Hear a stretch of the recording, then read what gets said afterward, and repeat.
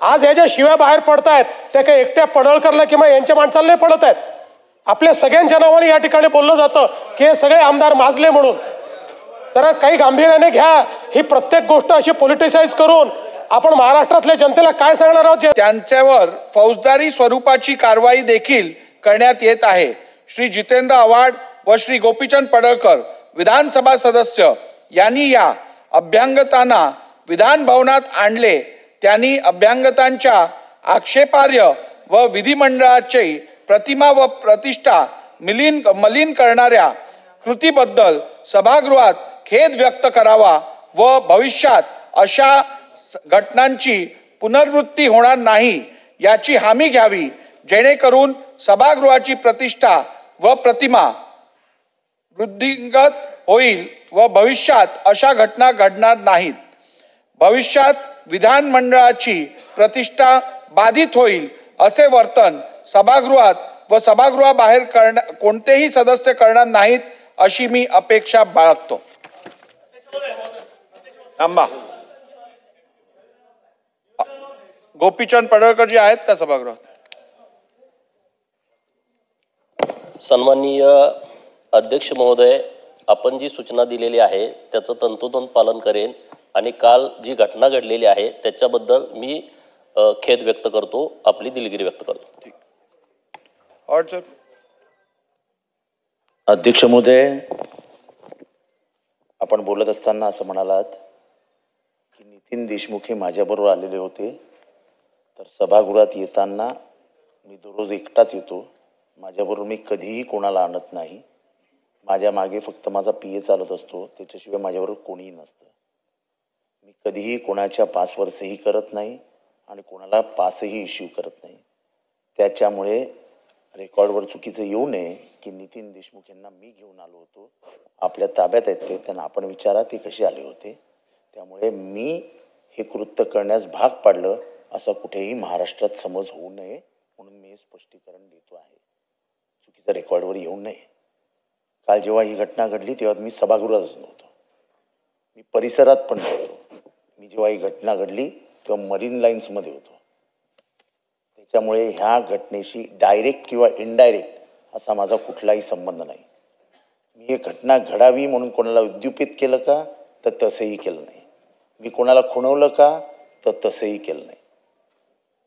राहिली गोष्ट ह्या लोकशाहीच्या मंदिराची, ही मंदिरात घडलेली घटना कोणीही घडवली असेल, कशीही घडली असेल, तर या मंदिराच्या ह्या इमारतीच्या प्रत्येक दगडामध्ये लोकशाही जिवंत आहे. हा मंदिरात झालेली ती अप्रिय घटना ही कशी घडली, काय घडली, हे माननीय मुख्यमंत्र्यांनाही आम्ही सांगितलं, TV सगळ्या चॅनल्सवरतीही आहे आणि त्याच्या जवळपास मीही आपल्याला कुठे दिसत नाही आहे. त्यामुळे झालेली घटना कोणामुळे घडली, काय घडली याच्याबद्दल मला बोलायचं नाही. पण अध्यक्ष महोदय, मी आपल्याकडे काल निवेदन केलं होतं की माझ्या व्हॉट्सअपवरती, माझ्या ह्याच्यावरती मला अत्यंत गलिच्छ भाषेमध्ये शिवीगाळ करण्यात आली, मला मारण्याची धमकी देण्यात आली. मला बोलू द्या अध्यक्ष महोदय. त्याच्याबद्दल या विषयावरती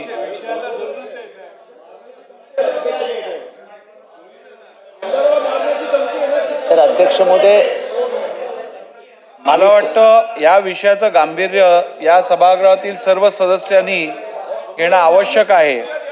तुम्हाला इतर सगळ्या गोष्टी ज्या आहेत त्या तुम्ही यापूर्वी दालनात येऊन मला सांगितलेल्या आहेत.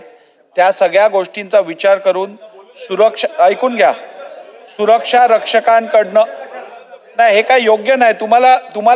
तुम्हाला हा विषय जर पॉलिटिसाइज करायचा असेल तर हे योग्य नाही.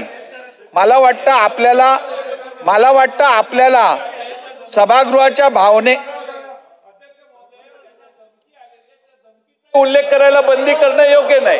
त्यांना बोलू दे ना. अध्यक्ष महोदय, धमकीचा उल्लेख करण्याला कोणाची मना नाही. विषय काय चाललेला आहे, आज जो विषय अध्यक्षांनी एखादा प्रस्ताव मांडल्यानंतर कधीतरी राजकारणाच्या पलीकडे जाणार आहोत आपण की नाही जाणार आहोत, तर त्याचं वेगळं मांडता येईल ना. पण एक विषय जर अध्यक्षांनी मांडला, एक निर्देश अध्यक्षांनी दिला आहे, असं नाही होत.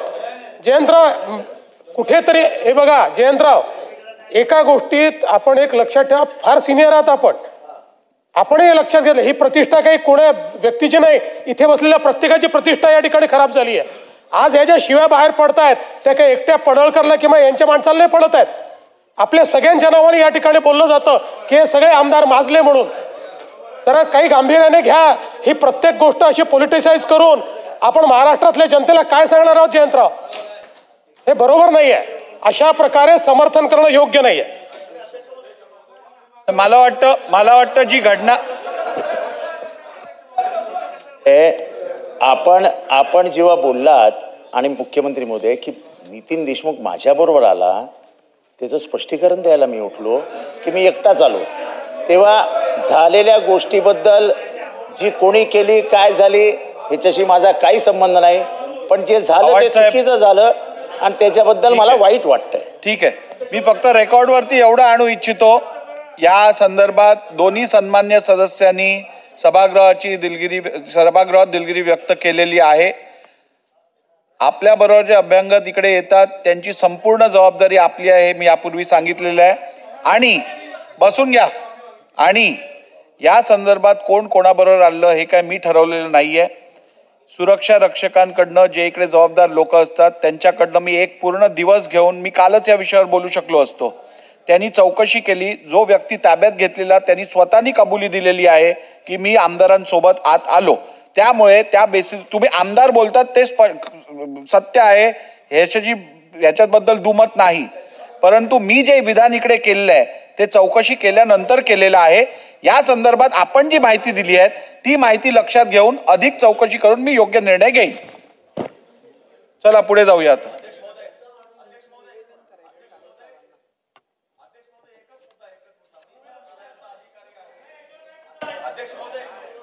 महोदय, मी आपल्या माध्यमातून सभागृहाचे सर्व सदस्य व महाराष्ट्रातील सर्व दिव्यांग बांधवांना कळविण्यास आनंद होत आहे की महाराष्ट्राचे कर्तृत्ववान व संवेदनशील मुख्यमंत्री आदरणीय देवेंद्रजी फडणवीस साहेब